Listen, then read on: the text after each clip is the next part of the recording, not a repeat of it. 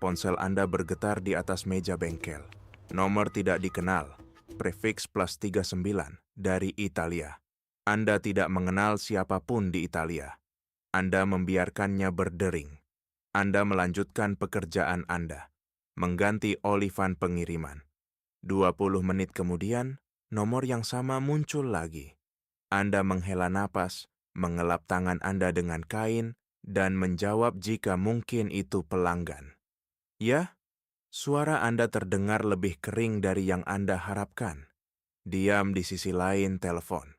Lalu suara tenang dengan aksen selatan.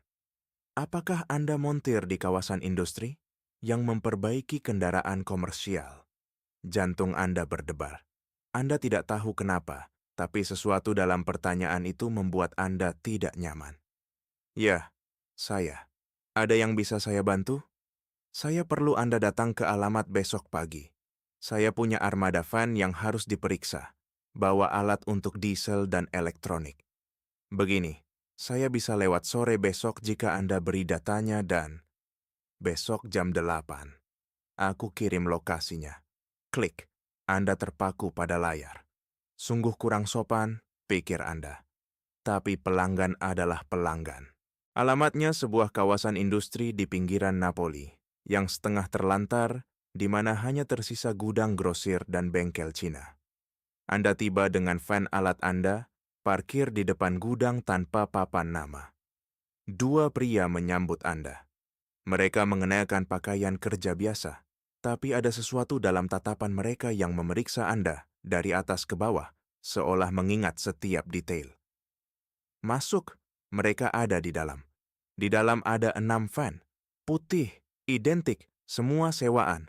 Seorang pria tua, kemeja diselipkan ke atas lengan, menunggu Anda dengan kopi di tangan. Terima kasih sudah datang. Saya butuh Anda memeriksa semuanya. Rem, mesin, elektronik. Saya ingin tahu jika ada yang perlu ditangani segera. Anda mulai bekerja. Van biasa, tidak ada kejutan. Yang ketiga ada masalah injeksi. Yang kelima, rem belakang hampir habis. Tidak serius. Pria itu mengamati Anda diam-diam saat Anda bekerja. Tidak bicara, tidak bertanya, hanya melihat. Membuat Anda gugup, tapi Anda fokus pada pekerjaan. 3 jam kemudian selesai. Anda menjelaskan temuan Anda. Bagus, katanya. Berapa saya bayar? Anda ragu sebentar. Biasanya ini 400 euro. Tapi sesuatu berkata ini bukan pelanggan biasa. 500 euro. Dia tersenyum tipis. Mengeluarkan seikat uang, menghitung 700, dan memberikannya padamu. Tambahan untuk kecepatan dan kerahasiaan. Punya kartu? Anda memberikannya. Dia tidak bertanya, tidak menawar. Mungkin saya akan telepon lagi untuk pekerjaan lebih besar. Anda pergi dengan perasaan aneh. Terlalu banyak uang untuk pekerjaan sesedikit itu. Tapi uang adalah uang. 2 minggu kemudian, telepon lagi. Gudang lain, kawasan industri lain. Kali ini van lebih besar dengan pelindung buatan tangan di pintu. Anda merasakan bobotnya saat membukanya. Anda bekerja cepat. Pria yang sama, namanya Roberto, atau begitu katanya, selalu mengawasi. Pernah bikin modifikasi keamanan sebelumnya? Tanya. Pelindung, tidak. Tapi saya tahu cara menangani kelebihan berat, memperkuat suspensi, hal semacam itu. Bagus, karena itu yang saya butuhkan. Pekerjaan berlangsung seharian. Anda dibayar 1.200 euro. Anda tidak bertanya.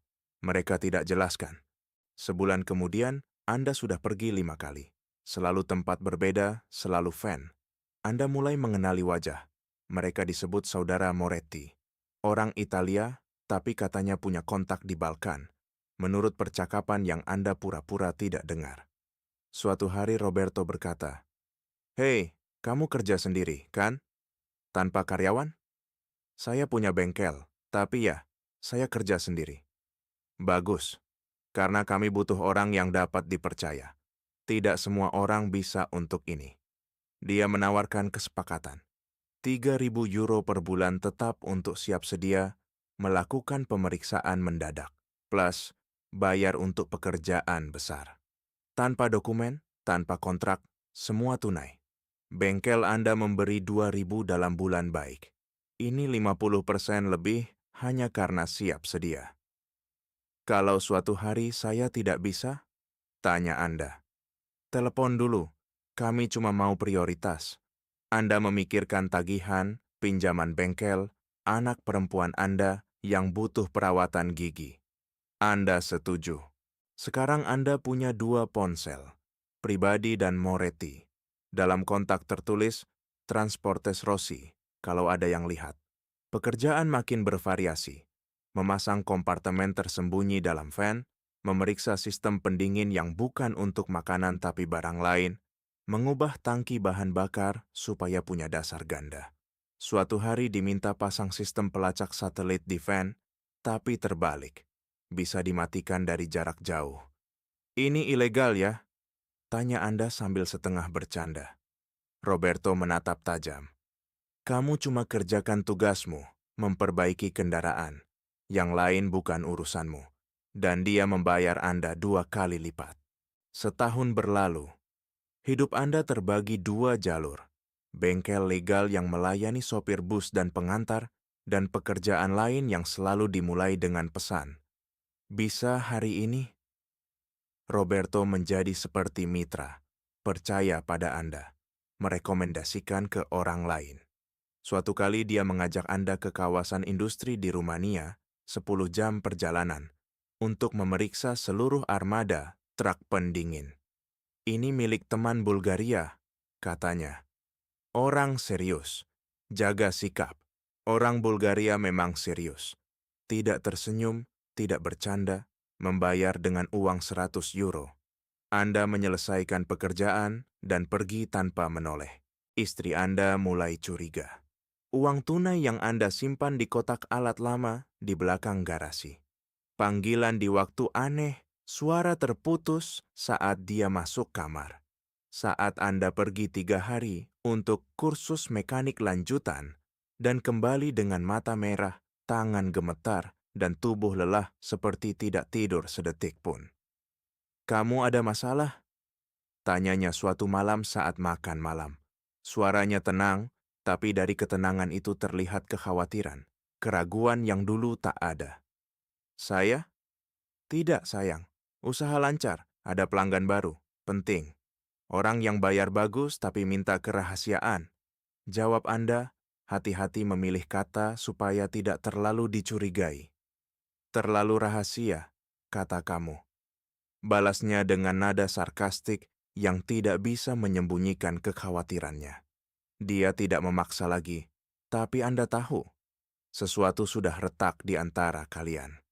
Kepercayaan seperti kaca. Setelah retak, tak pernah sama lagi. Dan meskipun Anda tersenyum dan berbicara biasa, Anda tahu, tatapannya kini penuh pertanyaan yang tak terucap. Apa yang kamu lakukan? Setiap gerak, kata, kini diperhitungkan seolah hidup Anda diawasi oleh orang yang dulu percaya, penuh padamu. Anda diberi tanggung jawab lebih. Kini mengawasi perawatan jaringan bengkel, Napoli, Salerno, Bari.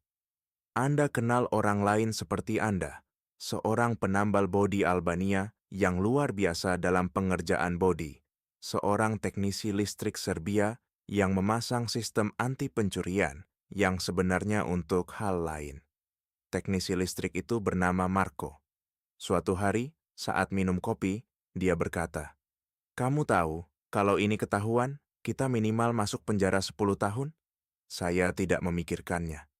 Kamu harus. Saya punya rencana B. Uang terpisah, kontak di Montenegro. Untuk berjaga-jaga. Anda bilang itu ide bagus, tapi tidak melakukan apa-apa. Anda percaya selama peringatan pertama datang tiba-tiba. Suatu hari, Roberto telepon dengan suara berbeda. Kamu bicara dengan Marco akhir-akhir ini? Ya, 2 hari lalu. Kenapa? Tidak ada. Dia tidak lagi bekerja dengan kita. Sepertinya pergi ke Jerman. Anda tidak tanya lebih. Tapi malam itu, mencari di internet, Anda menemukan berita.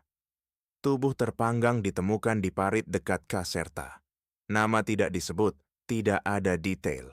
Tapi Anda tahu itu Marco. Rencana B tidak membantu dia. Rencana C, berlangganan channel, dan beri like video ini. Malam itu Anda tidak tidur, menatap langit-langit dengan istri di samping yang bernapas, dan berpikir, mungkin Anda juga tidak punya rencana B. Mungkin rencana B Anda hanyalah bertahan hidup 1 hari lagi.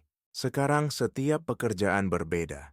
Anda dibawa dengan mata tertutup ke beberapa tempat. Anda belajar menghitung belokan, menghafal suara, bau. Anda menjadi ahli tahu posisi tanpa melihat.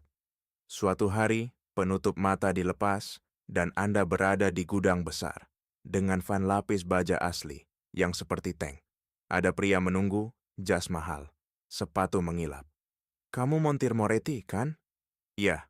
Saya perlu ubah 3 mobil ini jadi kendaraan polisi. Plat, pengecatan, lampu, semuanya. Bisa? Anda membeku. Itu level lain. Itu pemalsuan wewenang. Itu tentu bisa, kata Roberto yang ada di belakang. Dia yang terbaik. Dan Anda mulai bekerja. 3 minggu setelah pesanan kendaraan polisi, masalah mulai muncul. Roberto hilang. Ponselnya yang dulu selalu bisa dihubungi kini mati. Moretti tidak menjawab. Pekerjaan berhenti. Awalnya Anda pikir itu jeda. Tapi ketidakpastian menghantui. Uang dari ponsel lain berhenti masuk. Istri bertanya kenapa pendapatan bulan ini berkurang. Anda buat alasan pelanggan telat bayar.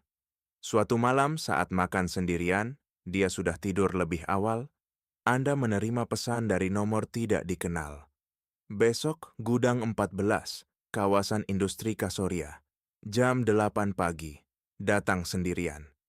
Tidak ada nama, tidak salam. Tapi Anda tahu itu dari mereka. Anda tiba tepat waktu. Gudang setengah kosong, hanya ada satu van hitam di tengah. Ada 2 pria yang tidak Anda kenal.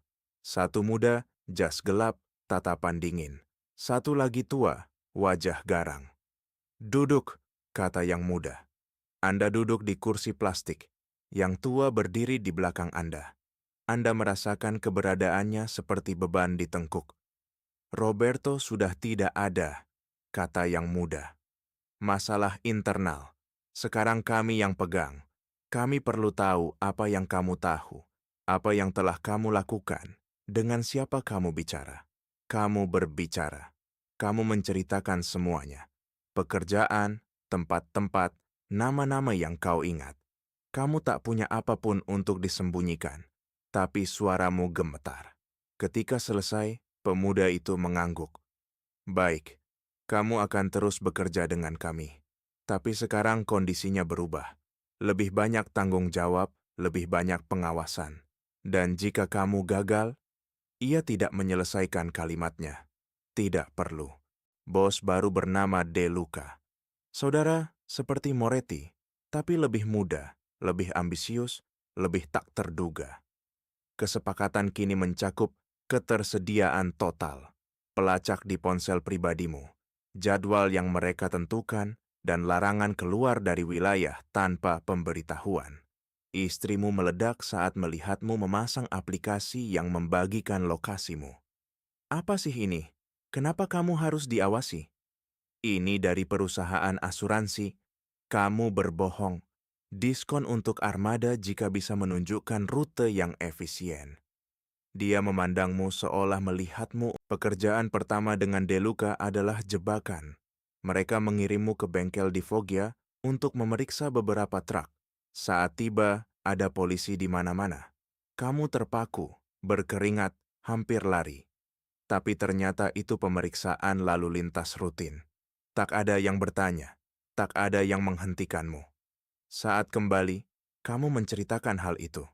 Adik kecilnya, Antonio De Luca, tertawa. Lihat, kamu pria, anak perempuanmu berumur 8 tahun. Kamu membelikan sepeda baru yang mahal, lengkap dengan helm yang serasi. Dia senang, istrimu juga, sesaat. Di pesta, dengan orang tua lain, balon dan kue coklat, kamu hampir lupa siapa dirimu sekarang. Hampir. Telepon berbunyi. Telepon lain. Kamu menjauh, menjawab dengan suara pelan. Aku butuh kamu datang sekarang. Kecelakaan lalu lintas. Kendaraan kami. Aku sedang dengan keluargaku, aku tidak bisa. Diam. Lalu suara Antonio, dingin. Itu bukan pertanyaan. Kamu memandang putrimu meniup lilin. Wajahnya diterangi oleh api lilin. Dan kamu tahu jika tidak pergi, mungkin itu adalah terakhir kalinya kamu melihatnya bahagia. Kamu mengiyakan. Kecelakaan itu parah. Sebuah van menabrak pohon di tengah jalan kecil yang terpencil, dinginnya malam sampai ke tulang. Sopirnya, seorang pemuda berumur sekitar 20-an, terbaring tak bergerak, sudah tidak bernapas. Mesin masih mengeluarkan asap dan logam yang tertekuk, berderit setiap bergerak. Tapi tidak ada waktu untuk memperhatikan itu. Kendaraan harus hilang sebelum fajar. Tugasmu jelas, membuatnya menyala cukup lama agar bisa dipindahkan ke tempat pembongkaran dan menghilangkan jejak keberadaannya. Kamu bekerja dengan tinju putih, jantung berdebar di telinga. Kamu tidak melihat ke kursi pengemudi, tidak ingin melihat sisa jasad pemuda itu. Ada darah di mana-mana, jauh lebih banyak dari yang pernah kamu bayangkan. Meski begitu, pikiranmu fokus hanya pada mesin, roda gigi, sambungan listrik yang harus kamu hidupkan kembali. Setelah beberapa menit yang terasa seperti berjam-jam, van itu mengaum hidup pada kali ketiga. Gemetar seolah tahu waktunya tak pasti. Kamu mengemudikan sendiri, dengan tangan mantap tetapi perut mual, hingga ke lokasi pembongkaran. Deluca mengikuti dari jarak tertentu, waspada, bayangan yang menyatu dengan kabut. Setiap kilometer terasa semakin dekat dengan fajar, dan dengan itu, risiko seseorang melihat apa yang seharusnya tak terlihat. Akhirnya, kamu sampai. Parkir, turun, dan melihat bagaimana kendaraan diangkut. Pukul 5 pagi. Jalan kosong, langit mulai cerah dengan warna pucat. Kamu pulang, diam, lelah, istrimu tidak menunggu. Sepeda baru itu, masih dengan pita merah, tetap di lorong, utuh. Kamu duduk di lantai, di sampingnya, dan untuk pertama kalinya sejak berjam-jam, membiarkan air mata mengalir. Tubuhmu menangis, jiwamu menangis, dan dalam hening dini hari, hanya terdengar gema dari apa yang baru saja kamu lakukan. Kamu memutuskan ini harus berakhir. Tak ada rencana B, tak ada pelarian bersih. Setiap malam, saat lampu kota padam dan jalanan kosong, kamu merasakan beban semua yang telah kamu lihat dan lakukan. Rasa bersalah melekat di kulit, dan kamu tahu jika terus begini, kamu akan terkubur dalam ketakutan sendiri. Tapi mungkin ada cara keluar dari ini tanpa kehilangan segalanya. Selama berminggu-minggu, sambil menjalankan pekerjaan sah dan berpura-pura rutinitas, kamu menghafal setiap detail yang bisa berguna. Nama, tempat, tanggal, nomor plat, muatan. Semua yang kamu lihat, dengar, atau catat, kamu tulis dengan hati-hati dalam buku kecil yang kamu sembunyikan di plafon palsu kamar mandi, jauh dari pandangan orang. Setiap halaman adalah risiko, tapi juga benang yang bisa menyelamatkanmu. Suatu hari, kamu memutuskan bertindak. Dengan ponsel sekali pakai supaya tak meninggalkan jejak, kamu menghubungi jurnalis investigasi yang dikenal dengan etika dan kerahasiaannya. Mereka bertemu di sebuah bar terpencil dengan lampu redup dan bisikan yang menutupi setiap percakapan. Kamu memberikan salinan semua yang telah kamu simpan, dan melihat kilatan tak percaya bercampur keseriusan di matanya. Dia berjanji anonim, perlindungan, bahkan program saksi jika perlu. Kamu tidak tahu bisa percaya padanya atau tidak, tapi yang jelas, ini satu-satunya pilihanmu. Kamu pergi dari bar dengan jantung berdegup deras, sadar bahwa mulai sekarang, tak ada jalan kembali. Setiap keputusanmu bisa jadi perbedaan antara bertahan hidup atau lenyap selamanya. Segalanya berubah cepat. Jurnalis itu menerbitkan artikel sensasional. Jaringan tersembunyi Camorra dalam transportasi Eropa. Dia menyebut perusahaan bodong, bengkel, modifikasi ilegal. Dia tidak menyebut namamu, Tapi De Luca bukan bodoh. 3 hari kemudian, mereka masuk ke bengkelmu. Antonio De Luca sendiri, dengan 2 preman. Kami tahu kamu sudah bicara. Aku tidak bicara dengan siapapun. Kamu berbohong. Jurnalis itu, seseorang yang memberinya data. Dan hanya kamu atau Roberto yang bisa, tapi Roberto sudah mati. Jadi, kamu mengeluarkan pistol yang disimpan di bawah meja selama sebulan, yang dibeli di pasar gelap, yang kamu tidak tahu apakah berfungsi. Kamu mengarahkan. Mereka tertawa. Apa yang akan kamu lakukan? Montir? Membunuh kami? Lalu terjadi. Bukan kamu yang menembak. Peluru datang dari luar. Kaca jendela pecah berkeping-keping berjatuhan seperti hujan kaca di lantai. Antonio jatuh, tubuhnya menghantam trotoar dengan keras. Sementara para preman juga mulai jatuh. Ada yang berteriak, ada yang hampir tak bergerak. Semua berlangsung sangat cepat hingga kamu hampir tak bisa bereaksi. Sekelompok pria dengan rompi bertanda, Guardia di Finanza masuk, bersenjata, siap. Mereka menjatuhkanmu ke tanah, memborgol, dan membacakan hakmu dengan suara tegas dari orang yang tidak menerima pertanyaan. Di kantor polisi, cahaya dingin ruangan membakar matamu. Jurnalis itu muncul seolah sudah menunggumu sejak lama. Dia memandangmu dengan sesuatu yang terlihat seperti iba yang bercampur hormat. Maaf, katanya, tapi satu-satunya cara untuk melindungimu adalah dengan menangkapmu bersama mereka. Perlindungan saksi tidak berhasil. Mereka punya mata-mata. Ini lebih bersih. Kamu bekerja sama dan keluar dalam beberapa tahun. Lebih sedikit daripada waktu kamu bersembunyi. Kamu tak tahu harus tertawa atau menangis. Kamu terjebak selama 5 tahun, hidup dalam ketakutan dan perintah bisu, dan sekarang kamu bebas. Bebas di balik jeruji, tapi bebas. Keluargamu, istri dan anak perempuanmu sudah punya identitas baru di negara lain. Kamu tidak akan melihat mereka lagi, tapi mereka hidup, dan itu cukup untuk membuat sesuatu dalam dirimu. Bernapas untuk pertama kalinya dalam bertahun-tahun. Di sel, pada malam pertama, semuanya kembali. Sepeda dengan pita merah, senyumnya meniup lilin, bermain di taman. Dan juga perasaan aneh bahwa, akhirnya, kamu tak harus menjawab panggilan apapun. Tak seorang pun bisa menuntut apapun darimu. Telepon tidak berdering, dan jika berdering, kamu tak akan bisa menjawabnya. Kamu berbaring di tempat tidur besi yang dingin, menutup mata, dan merasakan sesuatu yang dulu kamu kira hilang. Sejumput kedamaian, kecil, rapuh, tapi nyata. Kebebasan telah datang, meski dibarengi jeruji. Di sel, kamu memikirkan sepeda dengan pita merah. Senyumnya meniup lilin. Bahwa, untuk pertama kalinya dalam bertahun-tahun, kamu tak perlu menjawab panggilan